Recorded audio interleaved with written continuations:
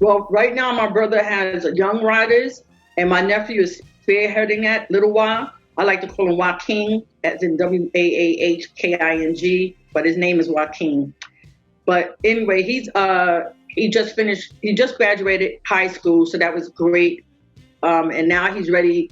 He's a business owner, part business owner with the Young Riders, and they're going to come out with some exciting things. But also, my other brother, well, both my brothers, DMY, and my nephew Swiss, are working with DMX currently to release his next album.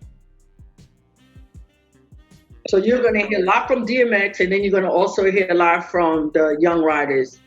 Well, you know what? I work more because X was our first artist. I have more interaction with X because as we expand, then the company expanded, and we had other workers working with other artists. So although I was close with the Lox and X and Eve, I was closest to X in terms of studio presence. The record that I wish he would release is called Fuck That I Ain't Going Back. Can I say that? I said it before I asked. I'm sorry.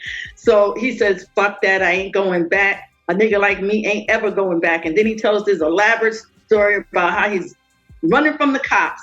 I love that song. I do. I think a lot of people in the street heard it, but because of, as you know, it's just too many F words in it. But I love that song. I love he said this line called "Up jumped the villain with the bald head. Don't even ask about my crew because they all dead." And then he goes into this like Jason story.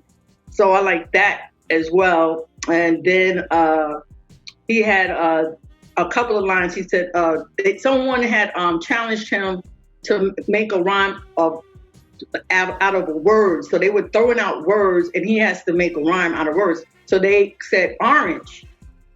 So he said. Peeling niggas caps like oranges, hitting them in the head with 2x oranges. I'm a grimy nigga, so I like my bitches cruddy. Clothes dirty, dick shitty, and my knife bloody. And then he went on, you know, but who comes up? He didn't take a long time to come up with that neither. He stopped for a minute, he paused, and then he went on, boom, and just started 2x oranges. Who would say that? So he's an excellent lyricist and actually a writer as well, and a wordsmith. Definitely. So those are the kind of songs, but I would definitely say that, and I wish he would redo an updated version of Born Loser, because that's his story.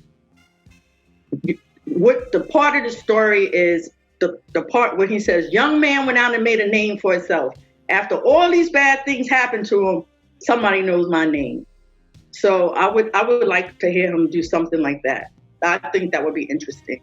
You know who we had, but we didn't have, but we had Mase. So Mase was with Ruff Ryders, but we didn't have like the deal that we needed to have with him. And then we walked him over to Bad Boys, and Bad Boys Puff, Mase went along with Puff. But I still think, even though he would have been good, because if you know Mase, they call him Murder Mase.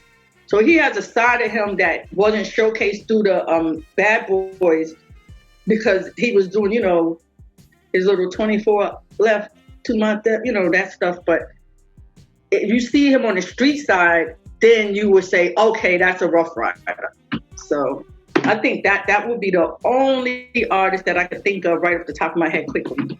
My mother and father grew up in the same projects as Puffy's mother and father, Patterson Projects, Bronx, New York, and they became friends. Of course, they'd grown up like anybody else, their friendships, but my father became very close, best friends with one of Puffy's father's best friends, and they just ran the streets together, or just, you know, grew up together basically. And my mother still knows Puffy's mother, Pat. I mean, not Pat, that's his aunt, but she knows Puffy's mother.